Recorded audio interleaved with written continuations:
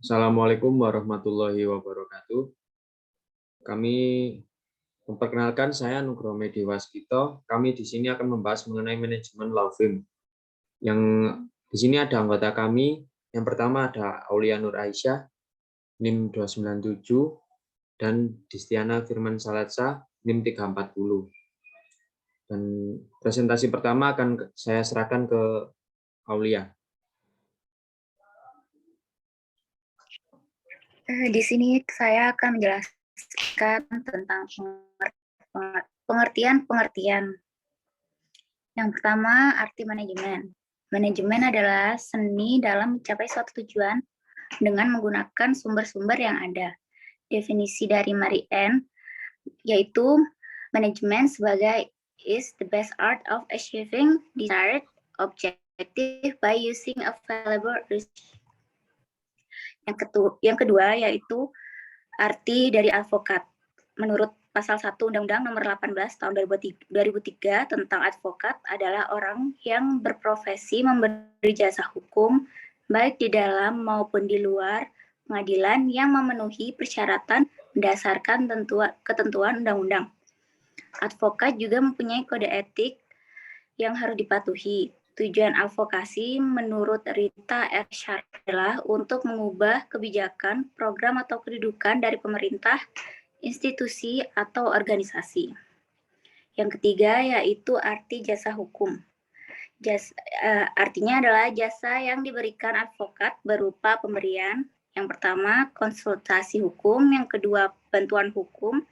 Yang ketiga, menjalankan kuasa, mewakili, mendampingi, membela, dan lainnya. Yang keempat yaitu menjalankan tindakan hukum untuk kepentingan kliennya. Selanjutnya ada konsep dasar manajemen. Legal service suatu law firm memerlukan konsep dasar manajemen. Menurut Altman dan Robert menawarkan 8 konsep dasar manajemen yang dapat diklasifikasikan dalam 4 dasar manajemen sebagai berikut. Yang pertama, programming atau planning. Yang kedua, pengorganisasian atau organizing. Yang ketiga, accounting. Yang keempat, controlling. Selanjutnya ada legal service suatu law firm. Unsur-unsur umum dalam pelayanan hukum, legal service dikemukakan Altman and Robert dengan dibuatkan dalam 3 aspek, yaitu yang pertama, aspek administrasi, yang kedua aspek teknis, yang ketiga aspek manajemen kantor. Lalu ada jenis-jenis law firm. Yang pertama ada private law firm, yaitu di mana firma hukum yang dibuat untuk pribadi, misalnya dibuat untuk kepentingan pribadi untuk backup bisnisnya. Yang kedua yaitu corporate law department, yaitu dari perusahaan untuk membackup perusahaan tersebut. Yang ketiga ada governmental law firm.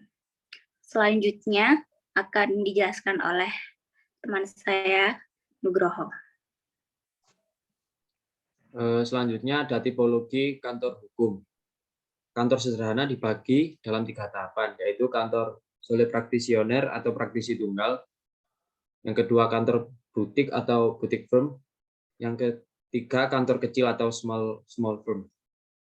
Selanjutnya, kantor menengah atau medium size firm. Kantor ini bisa menampung lawyer dari jumlah 15 ke 75 dan biasanya diisi oleh posisi sebagai berikut.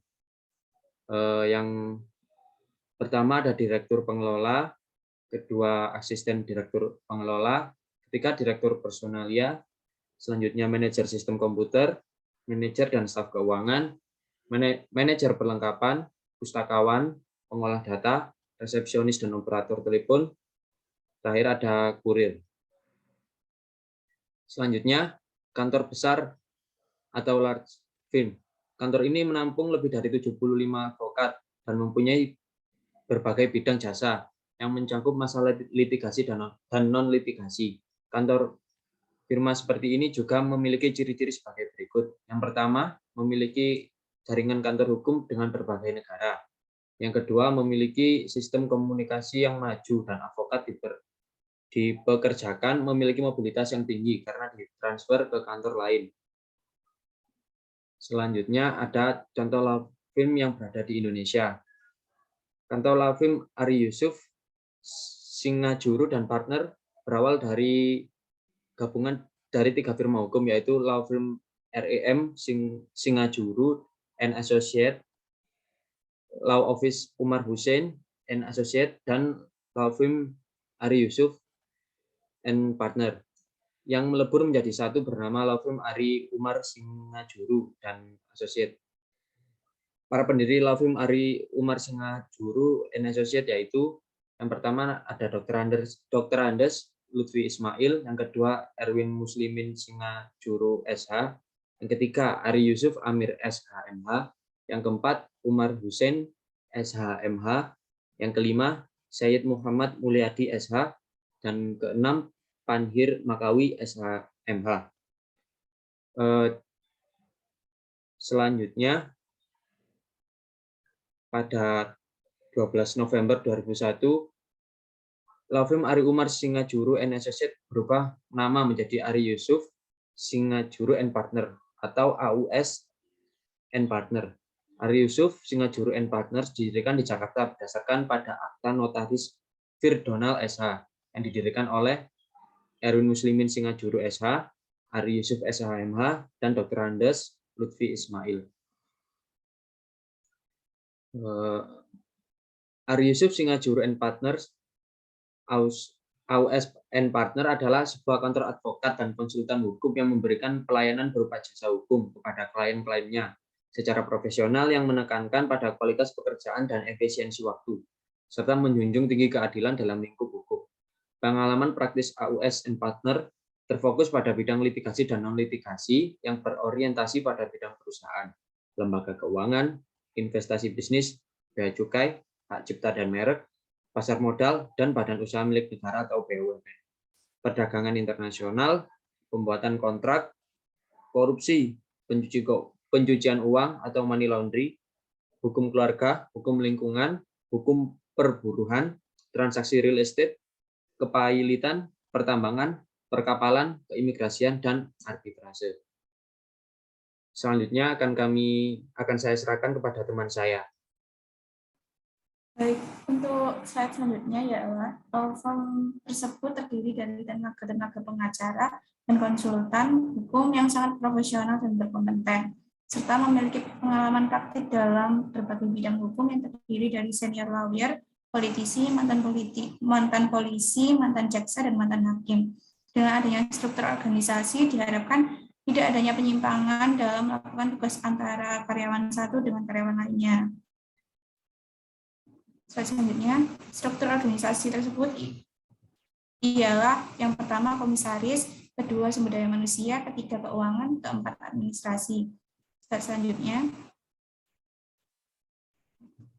contoh law firm di luar negeri ialah Skadden Arps, Slade Meagher and Flom LLP and Affiliates atau singkatnya Skadden, ditemukan oleh Marshall Skadden di April tanggal 1 bertepatan dengan hari April Fool's Day tahun 1948. Skadden mempunyai manajemen yakni berkomitmen untuk menyediakan pengacara atau advokat yang baik dan memberikan layanan klien yang terbaik. Skadden memiliki cabang di Asia Pasifik, Eropa, Amerika Latin, Timur Tengah, dan Afrika, dan Amerika Utara. Selanjutnya, Skadden memiliki praktis dan industri terkait 38, yaitu accounting, antitrust, competition, banking, blockchain, and digital asset, capital market, CVEUs, national security, international trade, communication, corporate governance, corporate restructuring, cyber security, privacy and sensitive technologies, energy and infrastructure, energy and infrastructure project, energy mergers and acquisition, energy regulatory, energy tax, environmental, social and governance, ESG, executive compensation and benefit. Selanjutnya, financial service, gaming, government enforcement and color crime, intellectual property and technology, investment management, labor and employment law, life science and healthcare, litigation controversy, masters, insurance and consumer litigation, media and entertainment, mergers and acquisition, mining, outsourcing, political law, private client atau trust and states, private equity, real estate, and rates, reporting and compliance, sports, tax. Slide selanjutnya. Misi-misi Skaden tersebut memberikan misi-misi Skaden memberikan komitmen meningkatkan komunitas global dengan memperjuangkan kesetaraan yang bersatu secara internal dan dengan klien dan firma hukum lainnya untuk berdiri bersama menjalin komunitas tersebut. Lalu selanjutnya membantu mengatasi ketidakadilan rasial dan mendukung pengembangan dan kesejahteraan pengacara dan staf profesional kami.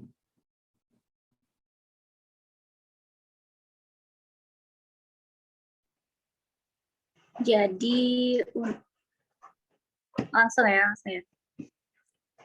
Jadi untuk pertanyaan mengenai bagaimana cara mempertahankan law firm hingga pemilik sudah tiada atau meninggal atau hingga berpuluh tahun, menurut pendapat kelompok kami, yaitu dalam mendirikan firma hukum harus memiliki tujuan. Mendirikan law firm ya, atau bisa disebut memiliki visi misi, kebutuhan lokasi di sekitar pendirian, pengelolaan firma hukum yang benar. Pengelolaan firma hukum yang benar menurut pendapat dari advokat Denny Kailimang ialah yang pertama, menentukan bentuk kantor, yang kedua, memperkerjakan konsultan pajak. Semakin besar penghasilan kantor hukum, semakin besar potensi pajak. Adanya pajak firma hukum dan pajak penghasilan pribadi, si advokat, tentu tidak semua advokat dapat mencurahkan waktu dan pikirannya untuk itu.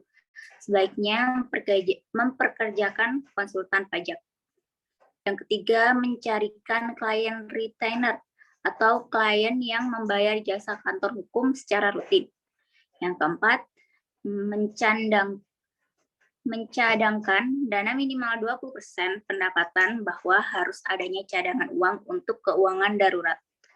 Yang kelima, memerlukan karyawan non-lawyer, kegunaannya yaitu keberadaan asisten di kantor yang berguna membantu manajemen perkara dengan rapi. Dan yang terakhir, menentukan lokasi kantor sesuai kebutuhan advokat, harus memiliki lokasi yang lebih terjangkau tetapi tidak mendatangkan banyak klien dan juga membutuhkan dari lokasi tersebut. Semisal lokasi banyak kawasan pabrik, maka kebutuhan praktiknya ialah kantor hukum yang bergerak di bidang industri. Selanjutnya dijelaskan oleh teman saya. Hukum seperti badan usaha yang memberikan pelayanan hukum dari personal hingga perusahaan. Juga tidak kalah pentingnya bahwa jika ingin law firm itu awet, maka tidak adanya perbedaan perlakuan pendiri atau owner dengan advokat yang baru masuk atau bisa disebut partner. Karena konsep law firm yang menjelaskan tidak adanya perbedaan perlakuan tersebut menjadikan aturan awal di negara Amerika Serikat.